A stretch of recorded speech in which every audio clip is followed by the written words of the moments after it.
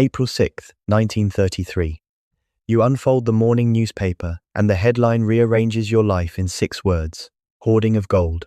The New York Times runs it across the front page. The executive order was signed yesterday. You have 26 days. 26 days to walk into a Federal Reserve Bank, hand over every gold coin your family has saved for 3 generations, every gold bar, every gold certificate, and accept $20.67 per ounce in paper money.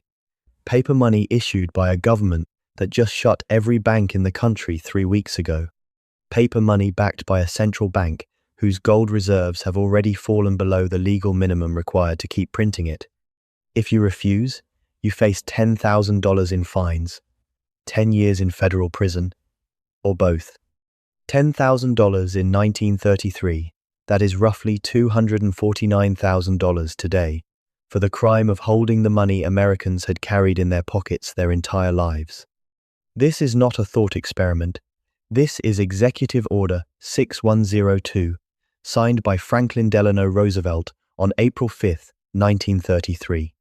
And it raises a question that every person holding gold today should be able to answer. What actually happened? Not the official story, the forensic one. Because the official story says Americans complied, that they were patriots, that they walked into their banks, surrendered their gold, and trusted the system. The forensic record tells a completely different story. And by the end of this video, you will know exactly what the government did, who actually lost their gold and who kept it, what legal loophole let entire fortunes slip through untouched, and what one man's prosecution reveals about whether it could happen again. Let's open the autopsy. To understand what happened, you have to understand why the government needed the gold in the first place. Because this was not random. This followed a pattern, the same pattern that repeats every time a government finds itself trapped between a monetary system it can no longer sustain and a crisis it cannot afford to let continue. By April 1933, Roosevelt had been president for exactly 1 month. The Depression was in its 4th year. Nearly 13 million Americans were unemployed, 1 in 4 workers had no job. Over 9,000 banks had failed. Factories were shut down. Farms were lost to foreclosure. Half the nation's children lacked adequate food or shelter. Real GDP had fallen 29% since 1929. 3 weeks before the gold order, Roosevelt had declared a national bank holiday. Every bank in the country shut. No withdrawals, no deposits, nothing. The Federal Reserve Bank of New York's gold reserves had dropped below the legal minimum required to back paper currency under the Federal Reserve Act of 1913, which mandated 40% gold backing for every Federal Reserve note in circulation. Here was the trap. Every dollar in circulation was legally redeemable for gold on demand, and people were starting to demand it. The gold standard was the constraint. The government needed to break it. But you cannot devalue your currency while citizens can still exchange paper for gold at the old rate. The gold had to come out of private hands first. Executive Order 6102 was not primarily about punishing hoarders, it was the prerequisite. What came after was the actual plan. And what came after was one of the largest wealth transfers from citizens to government in American history. 9 months after Americans surrendered their gold at $20.67 per ounce, Roosevelt signed the Gold Reserve Act on January 30th, 1934. The very next day, he issued a proclamation. Gold was now officially worth $35 per ounce. Let that math sink in. Citizens who had complied with the order had been paid $20.67 for their own property. That same gold, now in government vaults, was instantly revalued to $35. The government's gold reserves jumped from $4.033 billion in January to $7.348 billion in February, an increase of $3.405 billion by the decree of one man in one day. Citizens who surrendered their gold had been paid 59 cents on the dollar for their own property.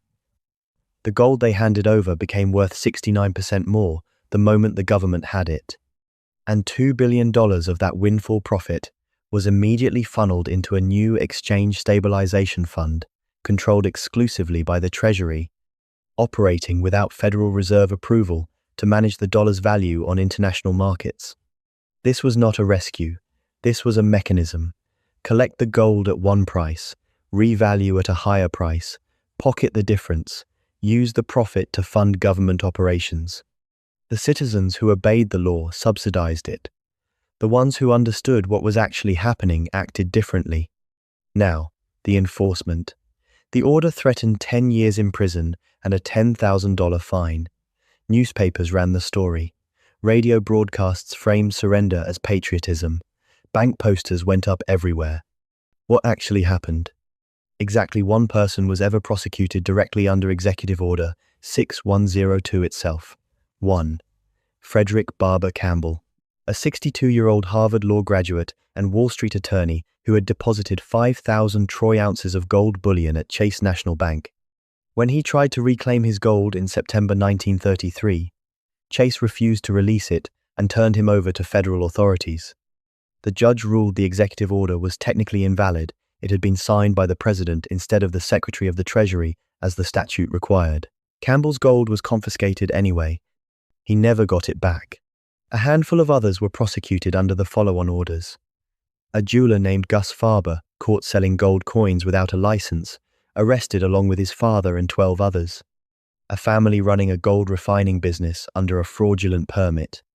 A Swiss corporation that had stored $1.25 million in gold coins with an American firm.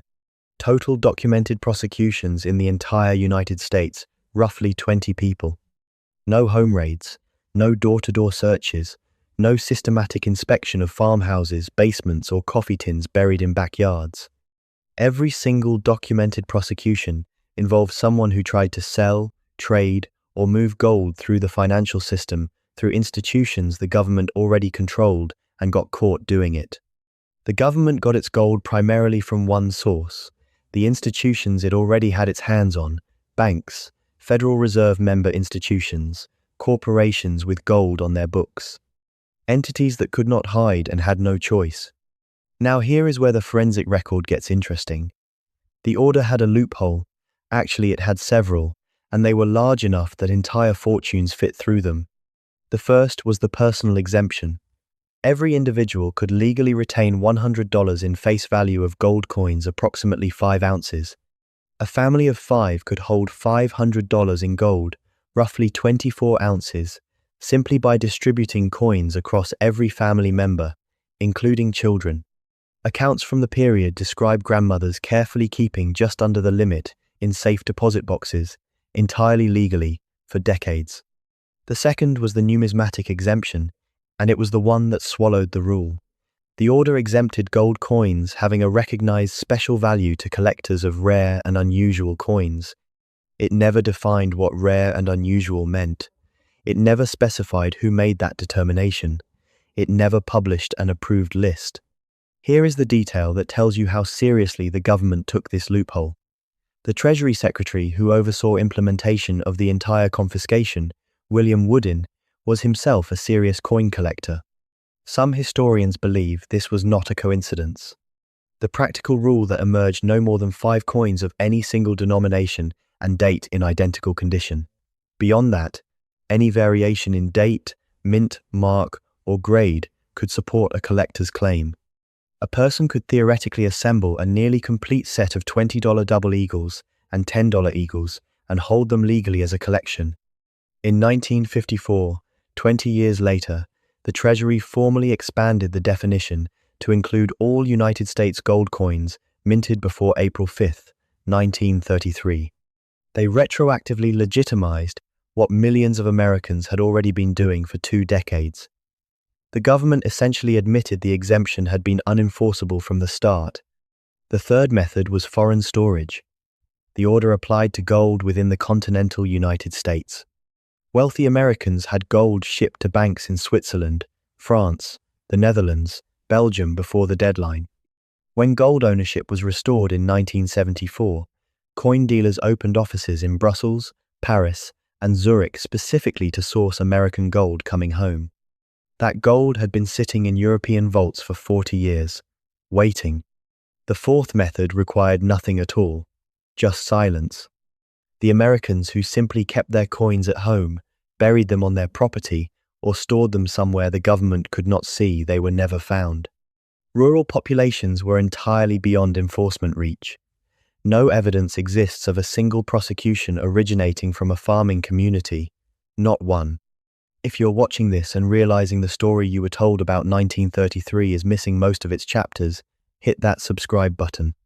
This channel runs the forensic record on financial history, documented evidence, not legend, so you can read the pattern before it reaches you. Tell me in the comments what historical financial event you want me to open the autopsy on next. I read every single one. Approximately 10:30-14. Now, here is the question this entire video has been building toward. Could it happen again? The legal architecture Roosevelt used, specifically Section 5B of the Trading with the Enemy Act of 1917, was fundamentally changed in 1977. Congress amended the statute to strip the president's emergency powers over gold during peacetime. The new language restricted those powers to formal congressional declarations of war. The United States has not declared war since 1941, 85 years. The successor statute, the International Emergency Economic Powers Act, grants broad powers but with critical limitations. Legal scholars have noted it authorizes asset freezing, not asset seizure. It requires that any threat originate substantially from outside the United States, ruling out a purely domestic financial crisis as justification, and it has never been used to confiscate gold from American citizens. The Fifth Amendment's takings clause now presents a constitutional barrier that did not exist in practical terms in 1933. The government would be required to pay fair market value. With gold now trading above $4,000 per ounce and no fixed official rate to hide behind, the government cannot replicate the 1933 trick of paying $20.67 and then immediately revaluing to $35. The practical enforcement gap is wider still. In 1933, most gold was in banks, institutions the government already controlled. Today, gold can be purchased anonymously at coin shops, stored at home, kept in private vaults, held in foreign jurisdictions. No federal registry of gold owners exists. Physical gold in private hands is virtually unreachable through any legal mechanism that currently exists.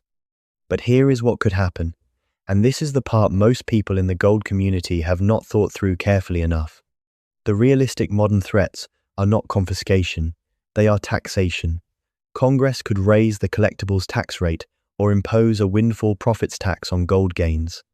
They are enhanced reporting requirements, forcing dealers to report purchases, creating the paper trail that does not currently exist. They are capital controls, restricting the export of gold from the country. And they are the threats specific to gold held inside the financial system. If you hold gold ETFs funds like GLD or IAU, that gold sits in custodian bank vaults. A regulatory order to those custodians could freeze or seize that gold with a single phone call. If you hold gold in an IRA through an approved custodian, it flows through the tax system. It is tracked. It is reachable. Those are the modern equivalents of the 1933 bank deposit. The people who lost their gold in 1933 stored it inside the system, in banks, in financial institutions, in forms the government could see, reach, and control. The people who kept their gold understood one thing the government was counting on them not to understand. That enforcement required visibility, and visibility was a choice. Now let's talk about what went to zero. Because the gold confiscation was not the only wealth destruction event of that era, it was part of a larger pattern. War bondholders who had bought Liberty bonds during World War I out of patriotism, they had been promised gold-denominated returns. The abrogation of gold clauses in 1933 meant those promises were repaid in devalued dollars. The Supreme Court upheld this in the gold clause cases of 1935, ruling 5-4 that Congress had the power to abrogate gold clauses in contracts. Chief Justice Hughes, writing for the majority, acknowledged the government had acted immorally, but ruled it had the legal authority to do so. 5-4, one vote. Savings account holders who kept money in the 9,000 banks that failed between 1929 and 1933 total loss. no deposit insurance existed. The FDIC was not created until June 1933, after the worst damage was already done. Life insurance policyholders who had paid premiums for decades received nominal payouts in dollars that had been deliberately devalued by 41%. The promise was honored. The value behind the promise was destroyed. And here is the part that should keep you up at night. The people most destroyed were not the poor. The poor had little to lose. The people most destroyed were the educated, responsible middle class, the ones who had done everything right by every rule they had ever been taught. They bought war bonds because they were patriots. They kept savings accounts because they trusted their banks. They held life insurance because they planned ahead. They surrendered their gold because the law said to. They followed every rule. And the rules were rewritten after they had complied. So where are we seeing these patterns right now?